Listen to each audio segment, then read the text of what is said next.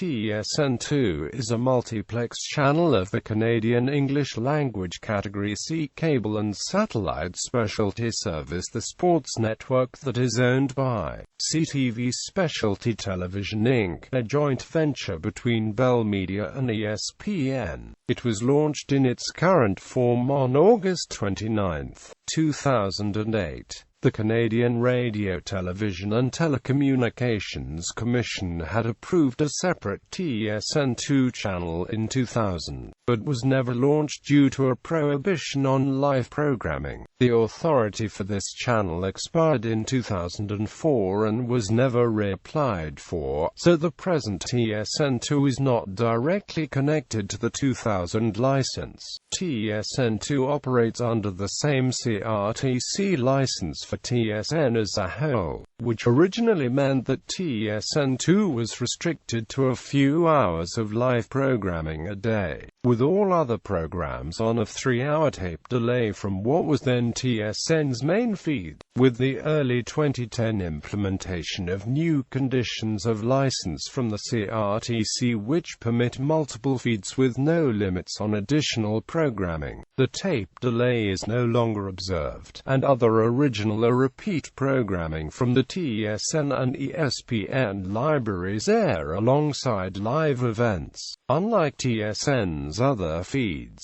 which are each distributed on analog cable as the primary TSN feed in a specific part of Canada, TSN2 is distributed only through digital cable and satellite, although it has been carried by some cable operators on analog on a short-term preview basis. Following TSN's August 2014 expansion of its service into a 4-feed regional sports network, TSN2 has served primarily as a secondary outlet for national programming. History: TSN Alternate Feed. TSN first launched what it then called its Alternate Feed in 1997 as a result of occasional regional blackouts for TSN programming in some areas. In its original iteration, the Alternate Feed could only air on analog cable in specific areas, replacing the national service, though it was offered in parallel with the main feed on national satellite providers. Alternate programming could make up a maximum of 10% of the TSN schedule, an average of 2.4 hours a day. In fall 2006, the CRTC allowed TSN to air multiple feeds nationally, with the alternate feed only available on digital platforms,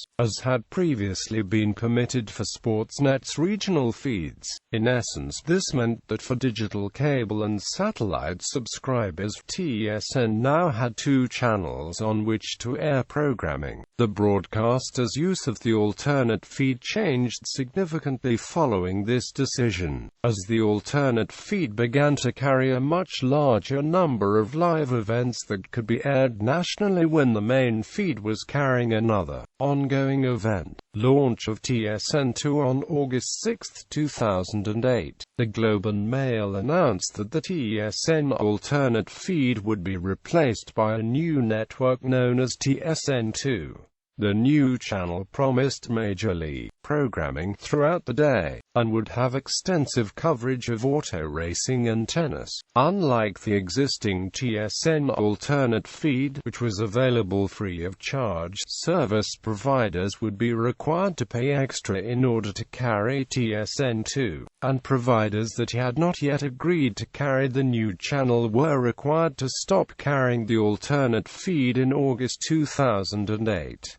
Unlike the alternate feed, TSN2 would also be available in high definition. Initially, TSN2 was restricted to acting as a time-shift channel for TSN, with most non-live programming being aired on a 3-hour tape delay from TSN proper, allowing TSN2 viewers in the Pacific time zone to watch many programs at the same local time as TSN viewers in the Eastern time zone. However, as had been the case with the alternate feed, Up to 10% of the TSN2 schedule could consist of alternative live sporting events that cannot air on TSN due to other programming commitments. The new channel was launched on August 29, 2008 at 7 p.m. ET in standard and high definition, with live coverage of the US Open tennis tournament continued from TSN, followed by an encore presentation of a Friday night CFL game aired earlier on TSN. Since February 1, 2010, TSN has been subject to revised conditions of license that allow TSN2 to operate autonomously from TSN's main channel as a pure multiplex.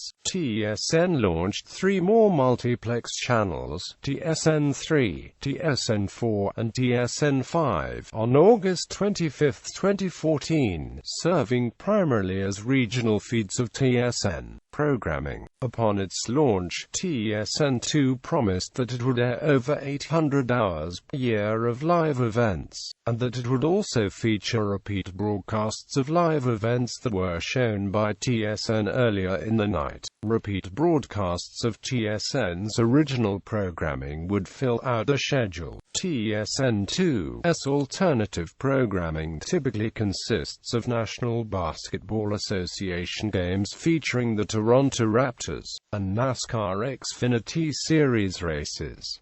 However, it has also included tennis, boxing, baseball, and Major League Lacrosse coverage. On October 22, 2008, TSN2 announced it would air 25 Toronto Raptors basketball games during the 2008-09 NBA season. However, due to the lack of carriage agreements at the time, these games were not available to cable subscribers in the team's home market of Toronto and other regions served by Rogers Cable. On August 20, 2010, TSN2 announced it had signed a multi-year agreement with Canada Basketball to become the exclusive Canadian broadcaster of various international basketball tournaments.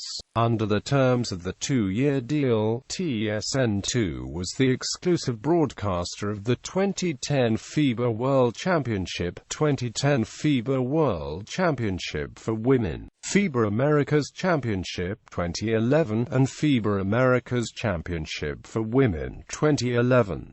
For its 2010 edition, TSN and TSN2 became the new Canadian broadcasters of the Spengler Cup hockey tournament.